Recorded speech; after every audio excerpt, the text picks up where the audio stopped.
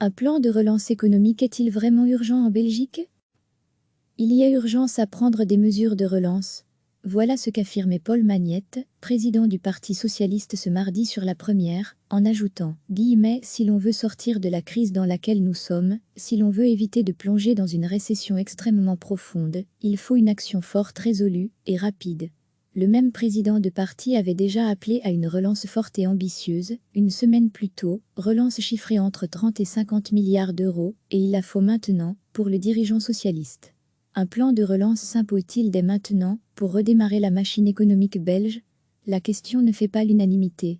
L'urgence n'est-elle pas de soutenir l'économie pendant le gel, avant de la relancer? Pour une relance, c'est quand le bon moment, du coup? Il la faut maintenant. Sur l'ampleur et la nécessité, l'économiste Bruno Coleman valide. Un plan de relance est indispensable et qu'on est dans le bon ordre de grandeur, 50 milliards, de l'ordre de 10% du PIB belge. Mais sur la question de l'urgence, le CEO de la banque de Groof Petercam confirme, « c'est maintenant, oui ».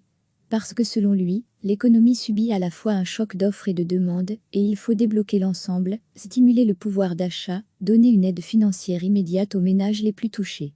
Sinon, le risque existe de voir apparaître une véritable désobéissance fiscale, voire civile.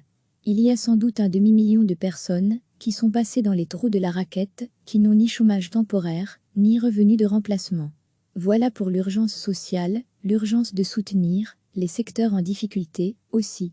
Mais peut-on vraiment parler, dans ce cas, d'une véritable relance économique? Non, il s'agit effectivement plutôt de soutien, d'une aide de subsistance.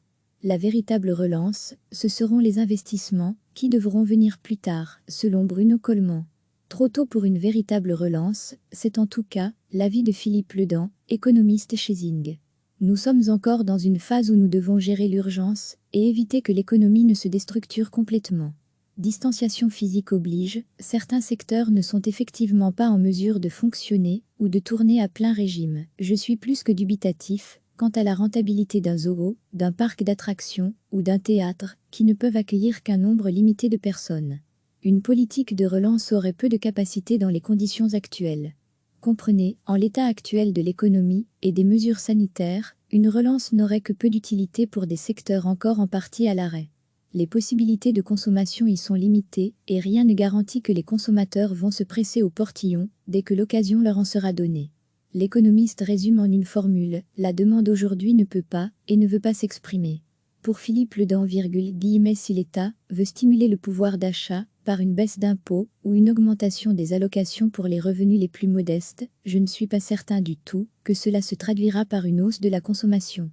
Plus tard, c'est aussi la teneur des propos de Pierre Winch, gouverneur de la Banque nationale de Belgique, qui déclarait début avril qu'à un moment donné, quand on va être confronté à la relance, on aura peut-être besoin d'un coup de pouce du côté de la demande, mais ce n'est pas encore sûr. Dans ce cas-ci, il s'agit donc d'un plus tard, peut-être. Or, le manque de demande est à ce stade la principale difficulté avancée par les entreprises, qui citent aussi une distanciation physique difficile à mettre en place sur le terrain lorsqu'il est question de leurs revenus en berne.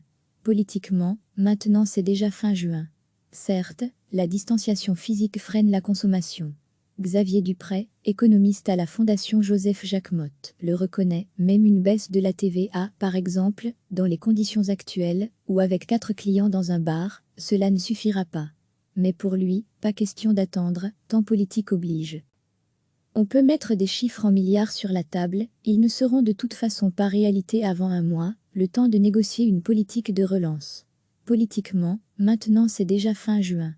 Si l'idée est que l'on retourne à la vie sociale cet été, et si l'on veut éviter d'être nu face à l'œil du cyclone, alors il nous faut une politique de relance pour début juillet. Les gens ont peur de sortir et de dépenser. Il faut leur faire dépenser de l'argent cet été, et cela ne fera pas sans incitant politique. Philippe Ledan estime qu'une phase de relance n'est envisageable que lorsque la demande pourra s'exprimer et qu'il faut attendre d'avoir une idée plus claire de comment lutter contre une deuxième vague éventuelle, d'avoir des perspectives plus claires sur un traitement ou un vaccin. Mais une fois ces incertitudes, de taille, levées et la demande débridée, la Belgique sera-t-elle prête? Un plan de relance, c'est par définition l'intervention du politique dans l'économique. Et en Belgique, le temps politique peut être long. Si aujourd'hui veut effectivement dire Politiquement, dans plusieurs semaines, alors l'urgence d'un plan de relance économique aujourd'hui pourra, peut-être, mettre tout le monde d'accord. Il y a urgence à prendre des mesures de relance. Voilà ce qu'affirmait Paul Magnette, président du Parti socialiste ce mardi sur La Première, en ajoutant « Si l'on veut sortir de la crise dans laquelle nous sommes, si l'on veut éviter de plonger dans une récession extrêmement profonde, il faut une action forte, résolue et rapide. » Le même président de parti avait déjà appelé à une relance forte et ambitieuse, une semaine plus tôt, relance chiffrée entre 30 et 50 milliards d'euros, et il la faut maintenant, pour le dirigeant socialiste. Un plan de relance s'impose-t-il dès maintenant, pour redémarrer la machine économique belge? La question ne fait pas l'unanimité. L'urgence n'est-elle pas de soutenir l'économie pendant le gel, avant de la relancer? Pour une relance, c'est quand le bon moment, du coup? Il la faut maintenant. Sur l'ampleur et la nécessité, l'économiste Bruno Coleman valide. Un plan de relance est indispensable, et qu'on est dans le bon ordre de grandeur, 50 milliards, de l'ordre de 10% du PIB belge. Mais sur la question de l'urgence, le CEO de la banque de Degroof Petercam confirme, « c'est maintenant, oui ». Parce que selon lui, l'économie subit à la fois un choc d'offres et de demande, et il faut débloquer l'ensemble, stimuler le pouvoir d'achat, donner une aide financière immédiate aux ménages les plus touchés. Sinon, le risque existe de voir apparaître une véritable désobéissance fiscale, voire civile. Il y a sans doute un demi-million de personnes qui sont passées dans les trous de la raquette, qui n'ont ni chômage temporaire, ni revenu de remplacement. Voilà pour l'urgence sociale, l'urgence de soutenir les secteurs en difficulté aussi. Mais peut-on vraiment parler, dans ce cas, d'une véritable relance économique? Non, il s'agit effectivement plutôt de soutien, d'une aide de subsistance. La véritable relance, ce seront les investissements, qui devront venir plus tard, selon Bruno Coleman.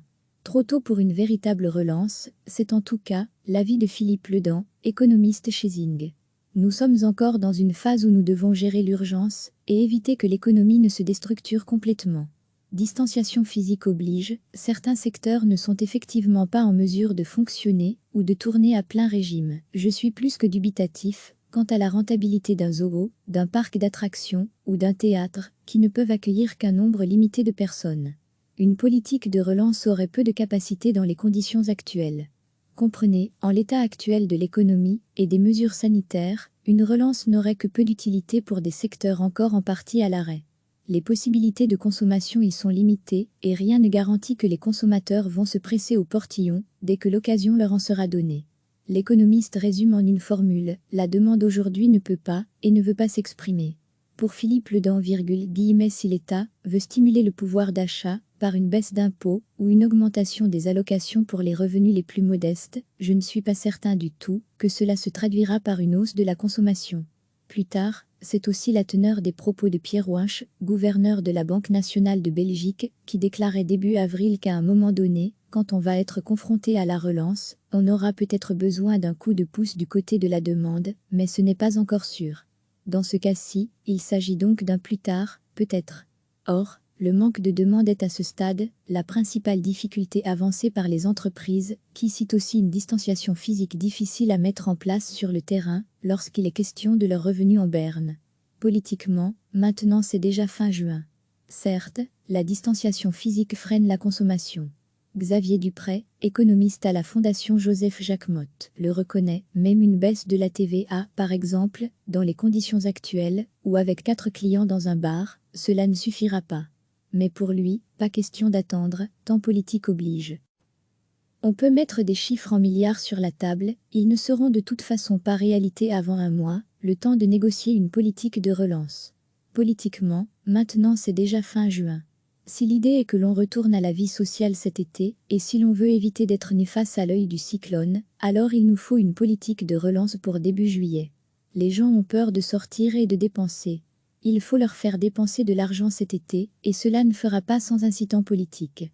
Philippe Ledan estime qu'une phase de relance n'est envisageable que lorsque la demande pourra s'exprimer et qu'il faut attendre d'avoir une idée plus claire de comment lutter contre une deuxième vague éventuelle, d'avoir des perspectives plus claires sur un traitement ou un vaccin. Mais une fois ces incertitudes, de taille, levées et la demande débridée, la Belgique sera-t-elle prête?